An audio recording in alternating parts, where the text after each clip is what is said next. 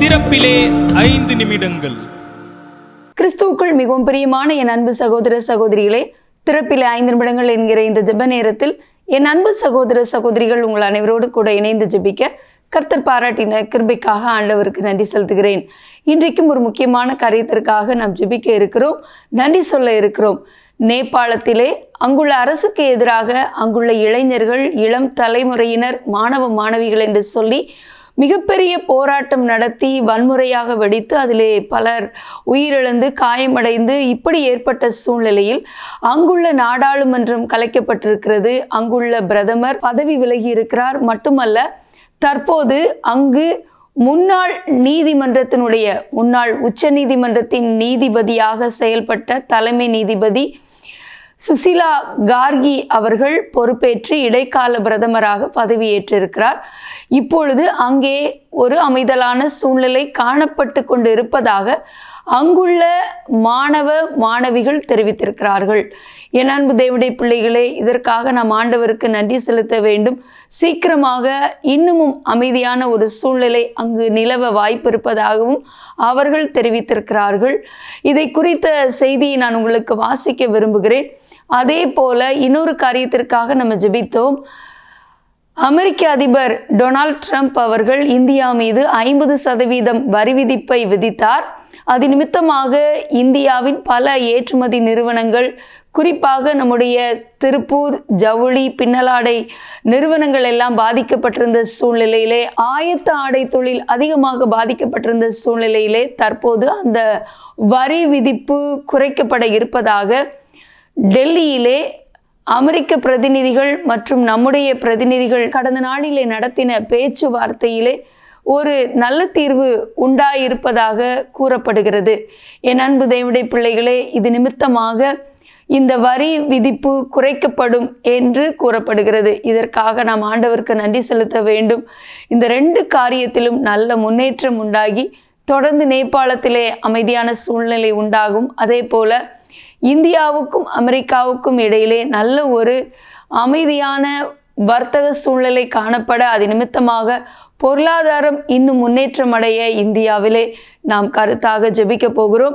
இதை குறித்த செய்தியை நான் வாசிக்க விரும்புகிறேன். நேபாளத்தில் அரசுக்கு எதிராக மக்கள் நடத்திய கிளர்ச்சியை தொடர்ந்து பிரதமர் மற்றும் அமைச்சர்கள் பதவி விலகினார்கள்.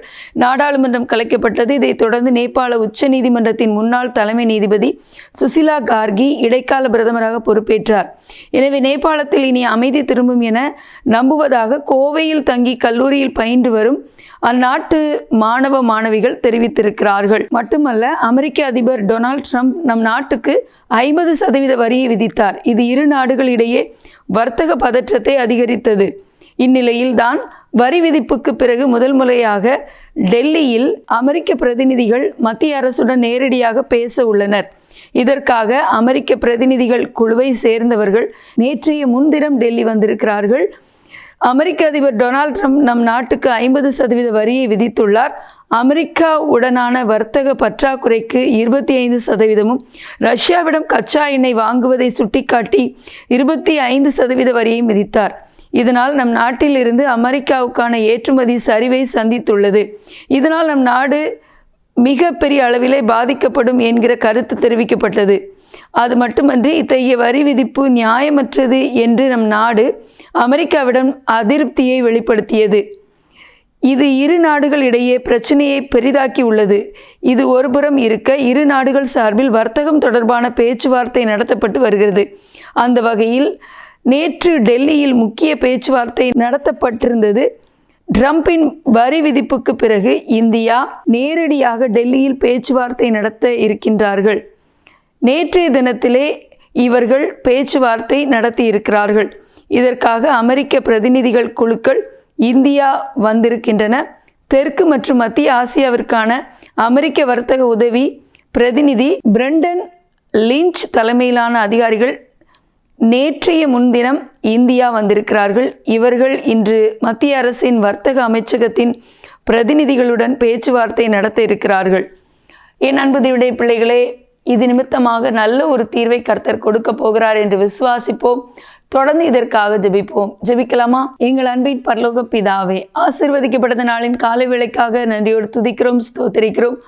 ஆண்டவரே, கடந்த நாட்களிலே நேபாளத்திலே ஏற்பட்ட மிகப்பெரிய ஆண்டவரே இளைஞர்களுடைய போராட்டம், அரசுக்கு எதிரான போராட்டத்திலே மிகப்பெரிய வன்முறை வெடித்து பலர் உயிரிழந்தார்கள். பலர் ஆண்டவரே தகப்பனை காயப்படுத்தப்பட்ட சூழ்நிலையிலே இது நிமித்தமாக சமாதானம் குலைந்து போன நிலையிலே நாங்கள் ஜெபித்தோம்.